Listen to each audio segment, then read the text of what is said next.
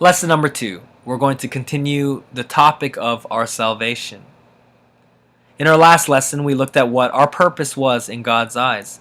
And clearly there was a gap between what He desires and what we experience. Today we're going to look at that problem.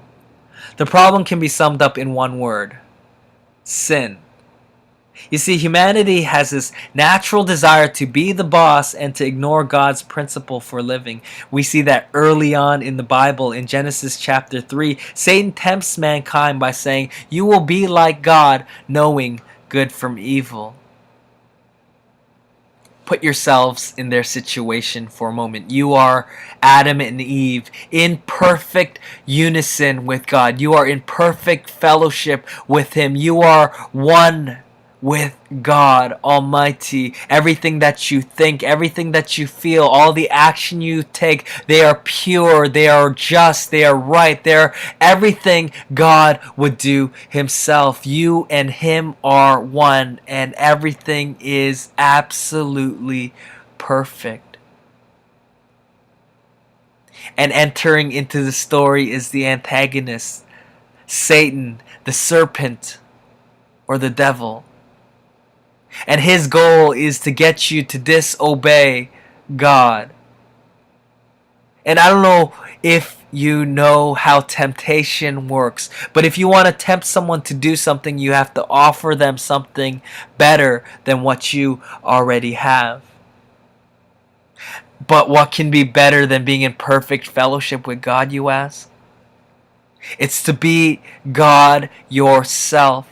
And so Adam and Eve, out of the desire of their heart, they take a bite of this fruit that the devil is offering them, and suddenly sin starts to saturate their very being, and suddenly they can't live by God's will, but rather they live a very me-centered life, and suddenly they start to only look out for number one.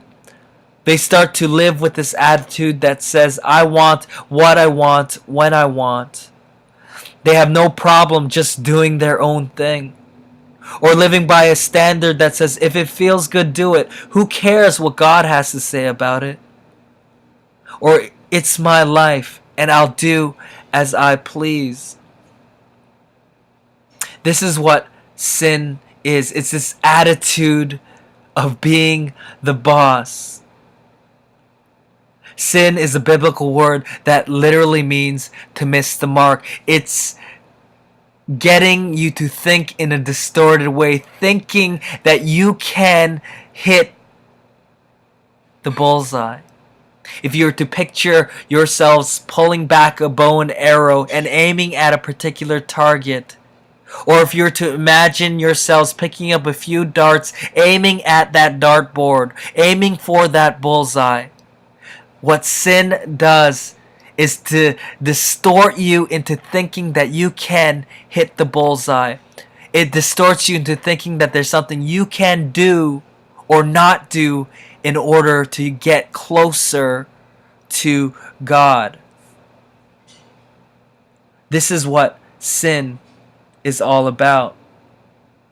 Sin breaks our close relationship with God. Sin separates us from God and causes us to live our lives outside of His will. And all the best attempts in the world, it won't get you to where you need to be. Many people will say things like, my mother was a Christian, so I will be close with God. Or they'll say something like, I'm a really good person. Or I'll give up all my bad habits. I'll work really hard and earn it. Or I'll go to church all the time. There's nothing you can do. Sin distorts you into thinking that you can hit the bullseye. I want to take you to Matthew chapter 18, verses 23 to 25, because I think it shows a great example of what sin does to us. Jesus says, therefore the kingdom of heaven is like a king who wanted to settle accounts with his servants. As he began the settlement, a man who owed him 10,000 talents was brought to him. Since he was not able to pay, the master ordered that he and his wife and his children and all that he had be sold to repay the debt. This person owed 10,000 talents. And maybe today there's a disconnect and we don't realize how much money this person owed to the king. But in the original context, 10,000 talents would immediately strike the audience as absurd. It would be such a ridiculous sum of money.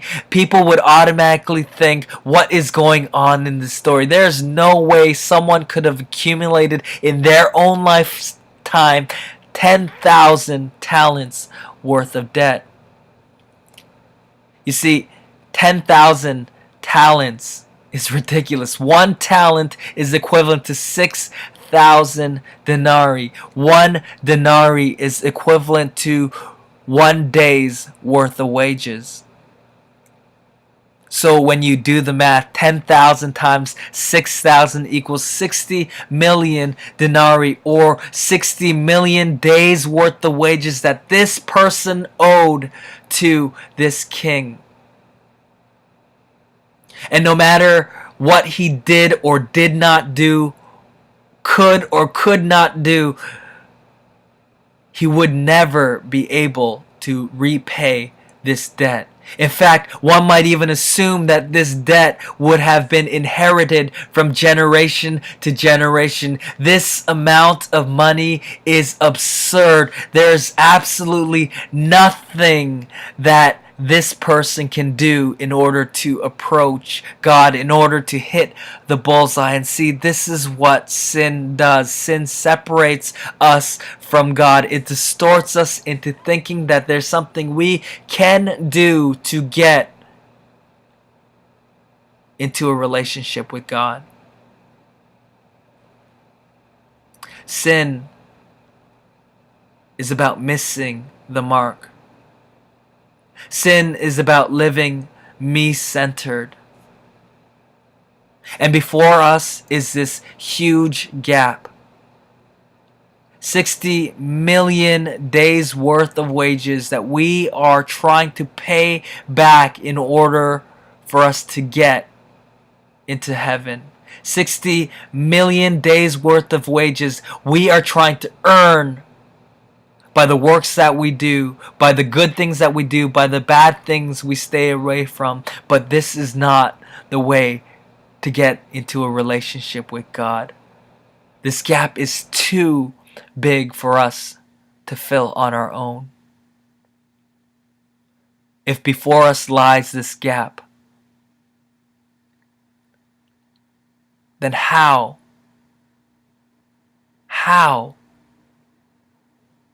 can this gap be filled?